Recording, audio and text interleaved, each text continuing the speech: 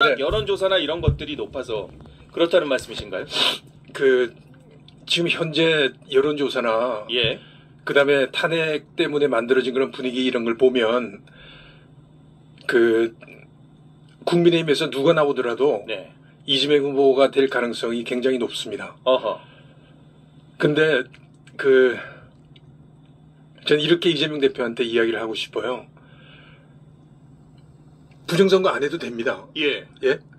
이번만은 부정선거를 하지 말고 정말로 정직하고 투명한 선거를 해 주십사 부탁을 드리고요. 예.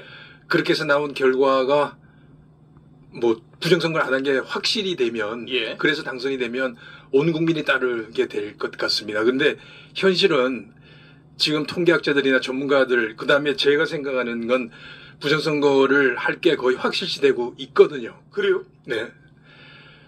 왜냐하면 이전 20대 윤석열 대통령이 당선된 20대 대선을 보면 이겼잖아요. 0.74%인가 해서 27만 몇천 표로 7,707표로 이겼어요. 네. 굉장히 역대 가장 근소한 차로 이겼는데 그렇죠. 그때도 통계는 부정선거가 있었어요. 윤 대통령이 당선되긴 했었지만 부정선거가 있었다고 보시는 거예요? 예.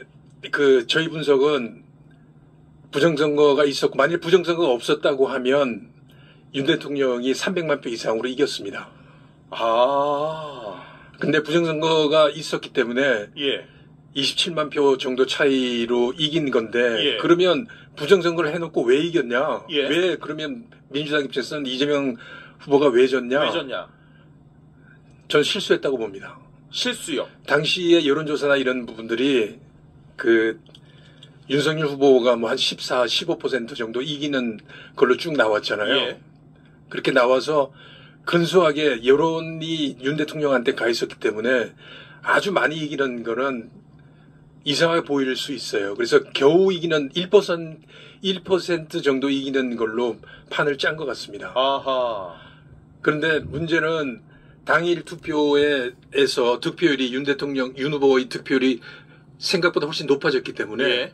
근소한 차로 진 거예요. 민주당 입장에서는. 문제는 지금 국민의힘 후보들이 예. 이 부분에 대해서 사회적 분위기가 그렇다는 거예요.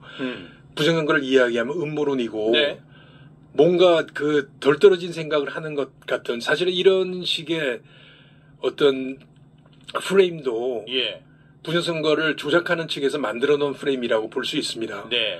굉장히 정교하고 조직적이기 때문에 근데 이런 프레임하고 소위 이제 선전술에 국민의힘 후보들이나 국민의힘 국회의원들이 전부 다 지금 속아 넘어가고 있거든요. 네. 일부 국민들도 마찬가지고 여전히 그렇지만 아직 부정선거에 대해서 고민하고 이게 없었으면 생각하는 국민들도 상당수 많기 때문에 예.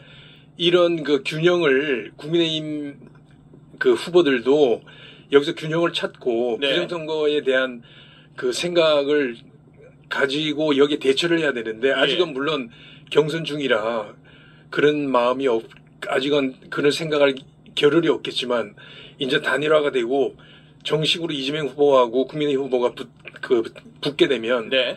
지금 부정선거의 이슈를 전면으로 끄집어내지 않고는 절대 이길 수 없다고 봅니다. 아하.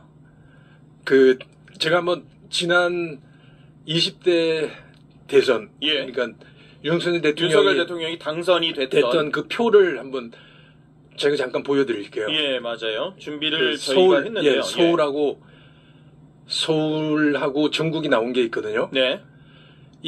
사실 이렇게 생각하실지 모릅니다. 통계라는 거는 그게 믿을 수 있는 거야. 통계는 통계일 뿐이다라고 이야기를 하지만 통계는 우리 생활에서